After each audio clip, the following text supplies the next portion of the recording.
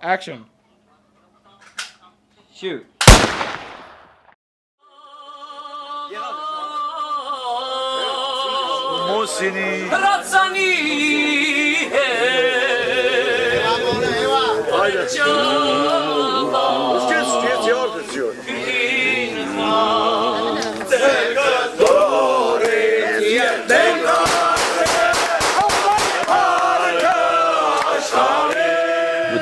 But when Hitler was asked, why are you killing all these Jews? You're doing the history will tell that you killed all these Jews. He said, who remembers Armenians? Turkish did the same thing. Turks did the same thing to the Armenians. Nobody remembers them. Why should they remember me bad?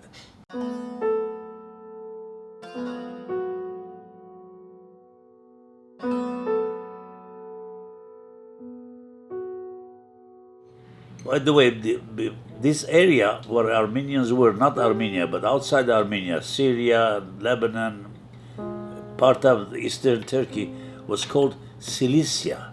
Cilicia was part of Armenia a long time ago. This is why we have a lot of Armenians over there. Kessab is a remnant of Cilicia in that area. Now Cilicia, of course, is given to Turkey. Turkey owns that whole area. Growing up, it's a small town. Everybody knew everybody. Everybody is a friend of the others, or family friends, or relatives, more or less. Mixed up with each other everywhere you turn. We were not poor, we were not rich, but we were not poor. We had enough. And during the World War II, we had a hard time in Kessab, being a small isolated town. We didn't have anything coming in, but we survived. It was a beautiful resort area, built up hotels and apartments, condos, everything.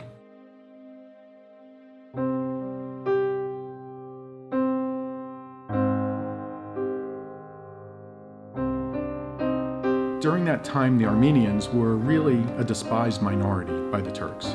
Taxed heavily, they were treated unjustly, they were exploited and abused for, like I said, hundreds of years. Thousands of years we had border problem with Armenia and Turkey, fights, wars, all the time. All the doctors were Armenians, the pharmacists were Armenians, the engineers were Armenians. Turkey had nothing. So this was jealousy by the Turks. Christianity, second time, they said you become Muslims, you'll survive. Of course, the Christians, the Armenians were the first nation to become Christians. They would not give Christianity away, and they were killed for that. And there would be massacres committed against the Armenians. The worst thing, I would say, though, was when they began to deport the Armenians. And they put them on trains or just had them march hundreds of miles, and they would bring them to the deserts of Syria and just leave them there with no food and no water, and they would just die.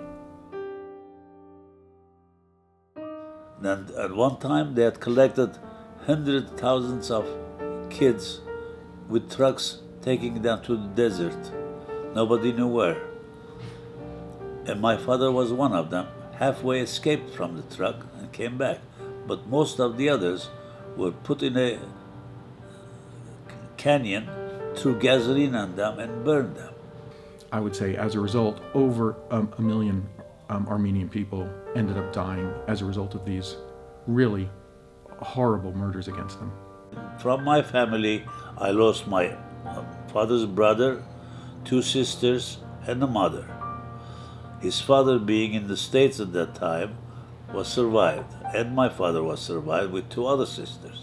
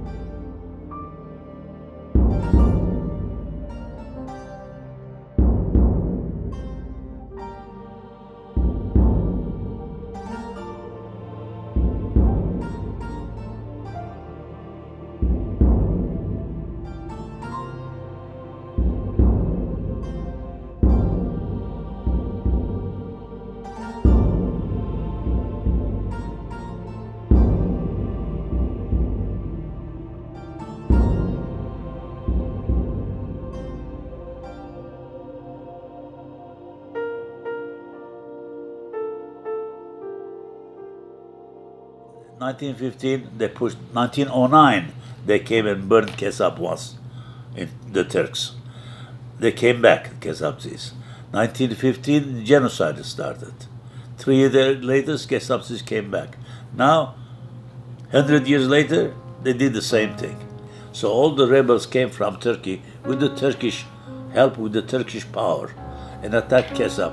And there were only a few soldiers over there, just border soldiers, and everybody ran.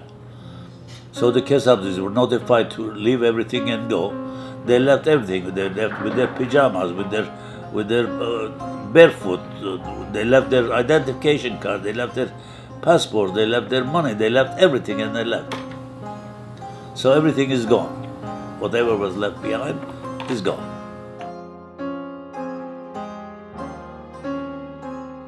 I started asking myself questions. If this happened, why the mainstream media wouldn't cover it? Why no one talks about it? Why we would hide something like that from the public view? And honestly, I don't know. There are so many things going on around the world right now. Ukraine is one of the examples that people kind of try to cover. I don't know. It's a good question. I have mixed feeling about this. American media has gotten to the point where anything that they don't consider important on their agenda just gets brushed off to the side, despite the fact that it might be actually crucial that everyone would know about it and possibly rally behind a cause to stop it. As a teacher, I'm in a real unique position to, in fact, educate people about what's happening now. And I think it's very important for me to do so. It's difficult because these are things that shouldn't be happening anymore. These are things that, with the technology that we have and the ability to communicate with others, that we should know about this, and that this shouldn't be something that has reoccurred. That this should be one thing that has happened and we've stopped it, and that's it. No more about it. But it's happened again, and it's scary. It really is.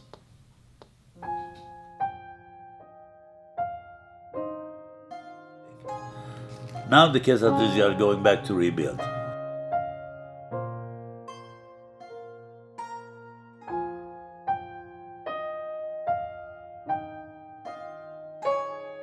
Can we trust the Turks again?